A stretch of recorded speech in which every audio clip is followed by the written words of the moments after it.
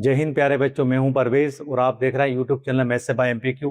प्यारे बच्चों, आज हम थ्योरी ऑफ इक्वेशन का क्वेश्चन नंबर 10 ले रहे हैं, जिसमें हमको थर्ड पावर की एक इक्वेशन दी है ना। और उसके जो रूट्स हैं वो जीपी यानी कि जियोमेट्रिक प्रोग्रेशन में दिए हैं। सबसे पहले आप थोड़ा सा समझ लें बात को कि जीपी में अगर रूट्स हमको दें तो अल्फा की जगह हमें क्या लेना है, ए अपान आर लेना है, बीटा की जगह ए लेना है और गामा की जगह क्या लेना है, ए आर लेना है। यानी हमारा यहाँ अल्फा बीटा का काम क्या करेंगे, ए अपान आर, ए और ए आर।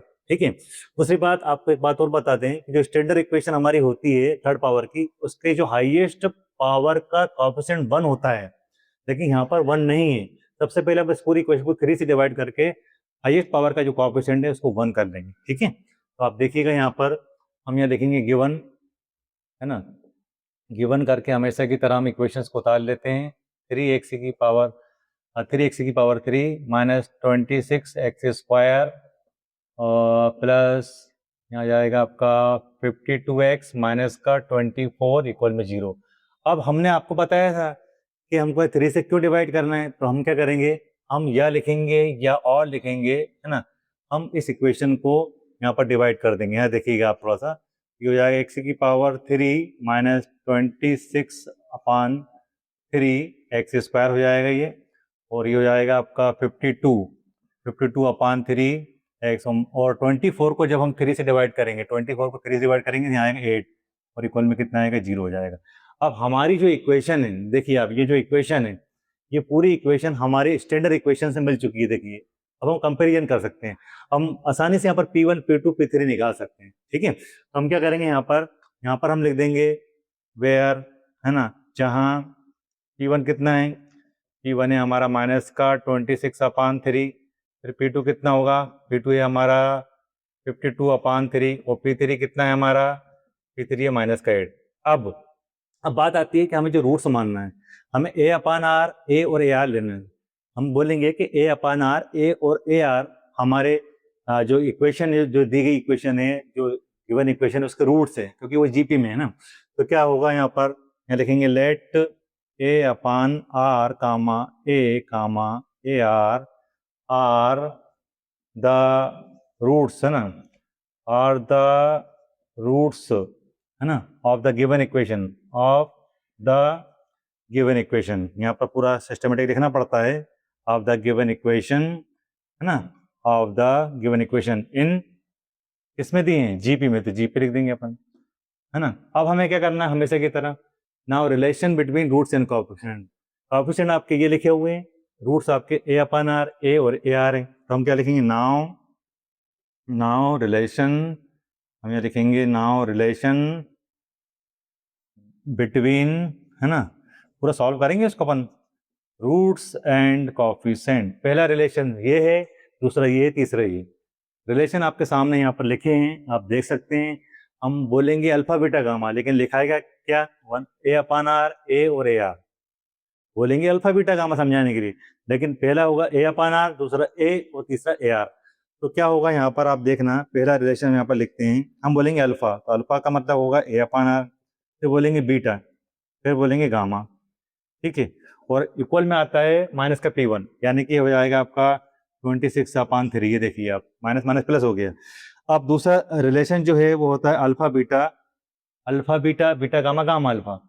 ठीक है। तो हम बोलेंगे ऐसा, लेकिन लिखाएगा देखना आप क्या, हम ये बोलेंगे अल्फा बीटा, फिर बोलेंगे बीटा गामा, फिर बोलेंगे गामा अल्फा, और इक्वल में कितना आता है, इक्वल में आता है प्लस का P2 हमारे पास कितना है, P2 हमारे पास है 52/3, तो हम यहाँ पर ले देंगे 52/3। अब तीसरा रिलेशन होता है अल्फा, फिर बीटा, फिर गामा, इक्वल में आता है माइनस का P3, यानी कि माइनस माइनस प्लस हो जाएगा, 8 हो जाएगा। अब यहाँ से एक काम कर सकते हैं, आर से आर कैंसिल हो रहा है, तो ए की पावर कितना आ रहा है, 3, ए की पावर 3 आ रहा है, तो 2 की पावर 3 लिख दो, 8 को भी अपन। तो यहाँ से हमने ए की वैल्यू निकाल ली, ए की वैल्यू कितनी आ गई, 2 आ गई, ये हमारी ए की वैल्यू आ गई। अब सिर्फ हमें आर चाहिए, अगर हमारे पास आर आ जाता है तो हमारा क्वेश्चन सॉल्व हो जाता है, मतलब हमारे पास तीनों रूट्स आ जाएंगे। तो हम क्या करेंगे, अब हम ये करेंगे, आप देखना यहाँ पर कि इस ए की वैल्यू को हम रिलेशन नंबर 1 में रखेंगे। तो यहाँ पर लिख सकते हैं अपन है ना।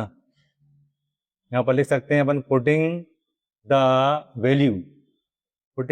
Value of a equals to 2 in relation, है ना, इन रिलेशन फर्स्ट, है ना। हमने लिख दिया कि ए की जो वैल्यू 2 है हम रिलेशन नंबर फर्स्ट में रख दें। ये देखिए आप, अब इसमें देखिए खास बात, इसमें ए कॉमन आ रहा है, ए कॉमन आ रहा है मतलब 2 कॉमन आ रहा है, ये इंप्लाई लगा दो आप, और क्या है, यहाँ 2 कॉमन ले लिया अपन, यहाँ आएगा आपका 1/r बचेगा। देखिए अब 1/r प्लस 1 प्लस r बचेगा, 1/r प्लस 1 प्लस r, और इधर कितना चल रहा है, यहाँ चल रहा है 26/3, देख सकते हैं आप आसानी से। प्यारे बच्चों, इस 2 से 26 को अगर हम कैंसिल कर दें तो यहाँ पर हम लिख सकते हैं 1/r प्लस 1 प्लस r कितना होगा 13/3। ठीक है, इसको थोड़ा और कैलकुलेट कर लें अपन, तो एलसीएम कितना आएगा, r यहाँ आएगा 1 plus r square equal to कितना हो जाएगा 13/3। ठीक है, तो ए हमारा आ चुका है, इस इक्वेशन को सॉल्व कर लेंगे तो हमारा आर भी आ जाएगा, और इन दोनों की मदद से हम फाइनल आंसर निकाल लेंगे। आप समझते होंगे अच्छी तरीके से कि 3 का क्रॉस मल्टीप्लिकेशन इधर होगा और r का क्रॉस मल्टीप्लिकेशन इधर होगा, तो कितना होगा 3 plus 3r square equal to 13r। ठीक है, माइनस का 13 इधर आएगा, ओ सॉरी प्लस का 13 इधर आएगा तो माइनस का हो जाएगा। तो मैं सबसे पहले समझाने के लिए हाईएस्ट पावर लिखूंगा 3r square minus 13r plus 3r plus 3 equal to 0। Minus का 13 और प्लस का 3 कितना आएगा, माइनस का 10 आएगा, तो कितना हो जाएगा ये हो जाएगा आपका 3r स्क्वायर माइनस का 10r प्लस 3 इक्वल टू 0। अब आप अच्छी तरीके से जानते हैं ये है एक वर्ग समीकरण यानी कि क्वाड्रेटिक इक्वेशन, जिसको आप फैक्टराइजेशन मेथड से सॉल्व करेंगे। 3 3 जा 9 हो जाएगा, है ना।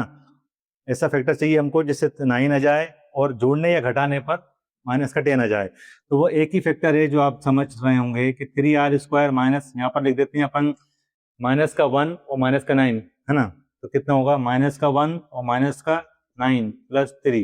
अब आप देखो यार, माइनस का 9 और माइनस का 1 का इंटू करते हैं तो प्लस का 9 आता है, क्योंकि देखिए 3 3 जा 9 होता है, लेकिन इन दोनों को ऐड करते हैं तो माइनस का 10 देता है, जो कि परफेक्ट है बिल्कुल, है ना। तो कितना हो जाएगा यहाँ पर हो जाएगा 3, यहाँ से हम कॉमन ले लेते हैं r, यहाँ से हम r कॉमन लेते हैं, कितना बचेगा 3r माइनस 1, यहाँ से माइनस 3 कॉमन आ रहा है, आप देखिए, तो यहाँ बचेगा 3r माइनस 1 इक्वल टू 0। ये दोनों फैक्टर कॉमन आ रहा है। यहाँ से आप बड़ी आसानी से r की वैल्यू निकाल सकते हैं, एक आएगी 3 और एक आएगी 1/3, क्योंकि आपने 10th क्लास में इस तरह के काफ़ी सवाल सॉल्व करे हैं, कोई प्रॉब्लम नहीं, r की वैल्यू आ गई। अब हमारा a, आपको पता है हमारा a की वैल्यू 2 आई थी, a फिक्स है लेकिन r की वैल्यू अलग है, 2 बार है, देखिए एक बार तो 3 है, एक बार 1/3 है, इसका मतलब इस क्वेश्चन के 2 आंसर होंगे। तो अब आप देखिएगा किस तरह से इसका हम आंसर लिखेंगे। आपने देखा कि a की वैल्यू 2 है और r की वैल्यू एक तो 3 है और एक 1/3 है, आंसर 2 होने वाले, 2 होंगे इसके आंसर। तो हम क्या करेंगे, सो द गिवन, तो ये हमें जो इक्वेशन दी है, so the given equations roots, है ना, हम यहाँ लिख रहे हैं बढ़िया आसानी से, रूट्स आर, है ना। देखो प्यारे बच्चों, जब a की वैल्यू कितनी है 2 और r की वैल्यू कितनी है 3, तब एक आंसर आएगा। और एक और होगा, जब a की वैल्यू तो 2 है लेकिन r की वैल्यू 1/3 है, तब एक आंसर आएगा।